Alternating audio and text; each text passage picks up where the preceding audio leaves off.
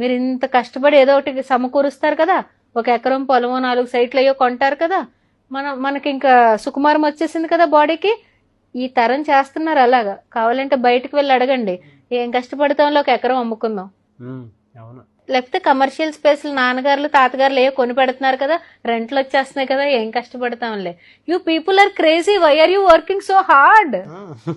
అంటే తల్లి తండ్రి పడే కష్టం, పెయిన్ తెలియకుండా ఈరోజు పిల్లల్ని పెంచుతున్నాం.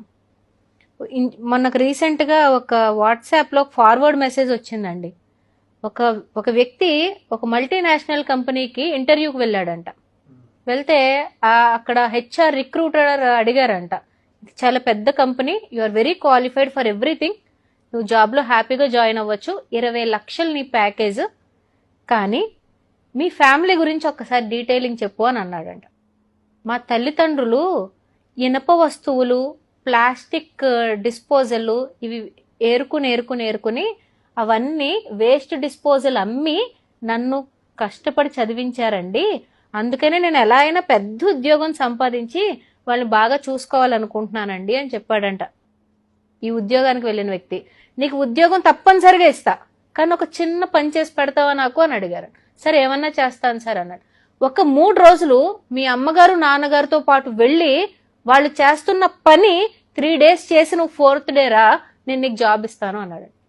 ఫస్ట్ డే ఈవినింగ్ కండి, ఈ ఎంఎన్సీకి జాబ్ అప్లై చేసిన వ్యక్తి ఫస్ట్ డే ఈవినింగ్ కి చిన్న గాజు పెంకు గుర్చుకుని ఒక చిన్న ఐరన్ రాడ్ గీసుకునేటప్పటికి విలవిలవిల్లాడిపోయి హాస్పిటల్కి వెళ్ళిపోయి ఫస్ట్ ఎయిడ్ చేయించేసుకుని తల్లిదండ్రులు కాళ్ళ మీద పడిపోయి, ఇంత కష్టపడి ఇంత కోసుకుని ఇంత ఇనుముల గాజు పెంకుల మధ్యలో మీ రక్తాన్ని దారపోసి నన్ను చదివించారా అన్న పెయిన్ ఒక రోజు ఆ పనికి వెళ్తే తెలిసిందంటే ఈ పిల్లోడికి. వెంటనే కంపెనీ రిక్రూటర్ దగ్గరికి వెళ్ళాడు. సార్ మీరు జాబ్ ఇచ్చినా ఇవ్వకపోయినా వాళ్ళు నాకు కళ్ళు తెరిపించారు సార్, నా తల్లిదండ్రులు ఎంత రక్తం చిందించి నాకు ఈ రూపాయి సంపాదించారో నాకు ఇప్పటి వరకు నిజంగా తెలియదు. వాళ్ళు కష్టపడుతున్నారని తెలుసు కానీ చేతులు బొబ్బలు వచ్చేసి కాళ్ళు రాసుకుపోయేంతలా కష్టపడుతున్నారని నాకు తెలియదు సార్. ఇది సాఫ్ట్వేర్ ఎంప్లాయీస్ కూడానండి. ఏ సాఫ్ట్వేర్ జాబ్ అంటే ఏసీలో కూర్చోవడం అనుకుంటున్నారా? బుర్ర ఎట్ ద పీక్ స్ట్రెస్ లో ఉంటదండి. 4 బస్తాలు ఇసుక మోసినప్పుడు ఉన్న ఫిజికల్ కష్టం ఎలా ఉంటుందో సాఫ్ట్వేర్ లో ఒక చిన్న బగ్ ఎంటర్ అయినప్పుడు బుర్ర మీద అంత ప్రెషర్ ఉంటది.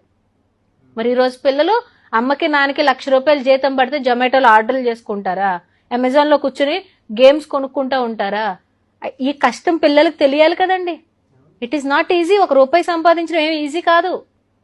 అలాంటి కష్టాలు తెలియకుండా ఫ్యూచర్ రెడీనెస్ చేయకుండా చిన్న దెబ్బలకి ఊరికి తలుపు సందులో ఏలు పెట్టడానికే భయపడిపోతా ఉంటే రేపు పొద్దున్న ఇంత పొల్యూటెడ్ సొసైటీని ఎలా ఎదుర్కొంటారు? బిడ్డ ఎక్కడున్నా కూడా బురదలో ఉన్న తామర పువ్వులో ఉండాలని కోరుకోవాలి. వెళ్ళాలి, బురదలో పాడేయాలి, కానీ మన పిల్లోడు తామర పువ్వులా ఉండాలి. మన పిల్ల అలా వికసించాలి. అంతేగాని అసలు బురదలోకే ఎంటర్ అవ్వకు, ఫ్రెష్ వాటర్ లో ఉండు, మినరల్ వాటర్ పోస్తాను, హిమాలయ వాటర్ తాగు అంటే where will they sustain? Future is not easy. Future is not at all easy. అమ్మేసుకుంటా తినేస్తానంటే అయిపోతుంది. 6 సంవత్సరాలు 5 సంవత్సరాలు మొత్తం అయిపోతుంది. తర్వాత దిస్. కానీ మీరు ఉన్నా లేకపోయినా మీ పిల్లల కాళ్ళ మీద నిలబడాలి అంటే teach them that life skills. పడు, లెగుస్తావు, దెబ్బ తగులుతుంది, నువ్వు నేర్చుకుంటావుగా, మళ్ళీ అటు వెళ్ళకూడదని చెప్పి. బ్యాడ్ ఫ్రెండ్షిప్ లో చేస్తాడా? చెయ్యి. చేశాక అది చెప్పాలి, మనం ఆ లెసన్ చెప్పాలి. నేను ముందర ఎందుకు ఆపలేదో తెలుసా, తర్వాత నువ్వే పాఠం నేర్చుకుంటావని ఆపలేదు. అలాంటి రోజు మీ పిల్లోడు మీ దగ్గరకు వచ్చి బాధపడి నన్ను క్షమించు నానా, నువ్వు అప్పుడు చెప్తే నేను వినలేదు నిజం అన్నప్పుడు perfect life lesson వచ్చేసినట్టు.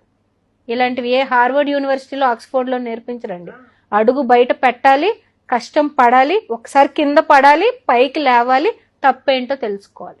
Thank you so much doctor Ashlesha గారు.